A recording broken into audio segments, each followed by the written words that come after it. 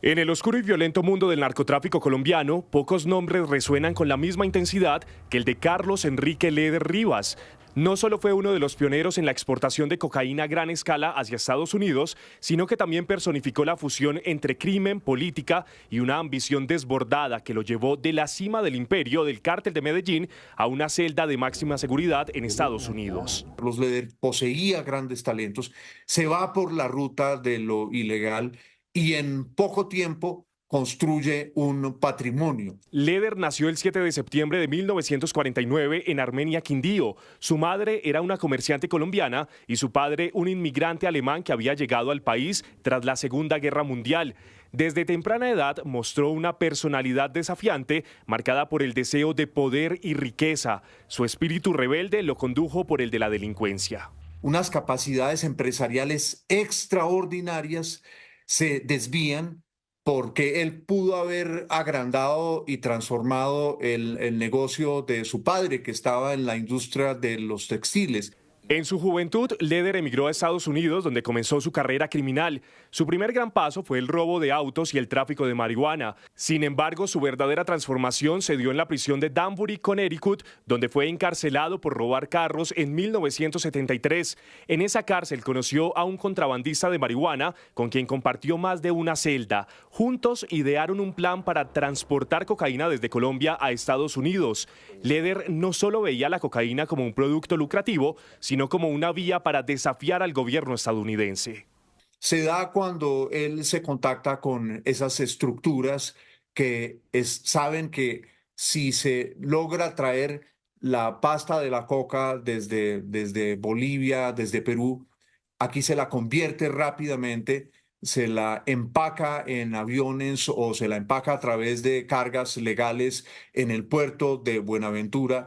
Tras salir de prisión, Leder implementó su plan. Utilizando aviones pequeños, comenzaron a transportar grandes cargamentos de cocaína desde Colombia, aprovechando rutas aéreas poco vigiladas por las autoridades. Pero lo que catapultó a este capo al poder fue la adquisición de una isla de aproximadamente 300 hectáreas en el archipiélago de las Bahamas a finales de los años 70.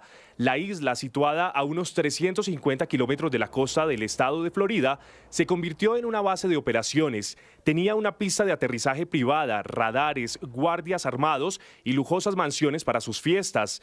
Desde allí coordinaba el tráfico de toneladas de cocaína que llegaban a Miami, Nueva York y Los Ángeles. Este control le permitió acumular una fortuna que, según estimaciones, superaba los 2.700 millones de dólares en su momento. Pero Leder no se conformaba con ser un narcotraficante más. Su ambición lo llevó a incursionar en la política colombiana con la creación del Movimiento Latino Nacional en 1982. Están condensadas los pensamientos, la filosofía, la ideología. Leder hubiera sido presidente de Colombia porque tenía esa habilidad para lo ilegal, ¿sí? Porque tenía esa habilidad para seducir y pensó en ese movimiento político. A través de ese partido promovía un discurso nacionalista, denunciando la presencia militar de Estados Unidos en Colombia y ofreciendo defender la soberanía nacional.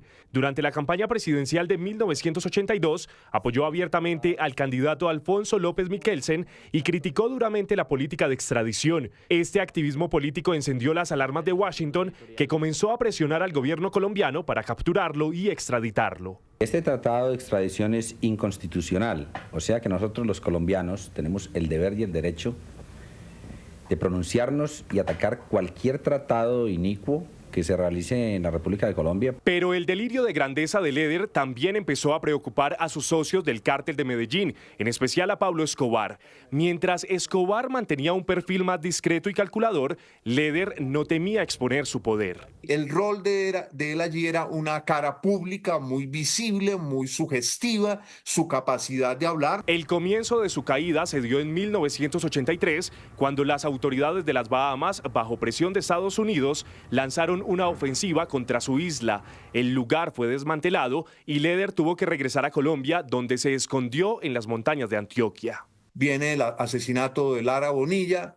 Belisario Betancur se ve obligado a perseguirlos con toda la fuerza de la ley, aunque la infiltración siguió siendo grande. Pensemos en el caso de Maza Márquez, uno de los cargos más importantes para perseguir a los delincuentes era un aliado de los narcotraficantes. Durante 4 años permaneció prófugo. La suerte de Leder se acabó en febrero de 1987, cuando fue localizado en una finca de ese mismo departamento. Según diversas versiones, Pablo Escobar, cansado de su imprudencia, facilitó su captura entregando su ubicación a las autoridades. Leder fue arrestado por un comando especial de la policía y en un procedimiento relámpago fue extraditado a Estados Unidos, convirtiéndose en uno de los primeros capos del cártel de Medellín en ser entregado a las autoridades de ese país. Entregamos a estos criminales o a los presuntos criminales, pero a cambio Colombia no recibe toda la información que ellos le entregan a Estados Unidos.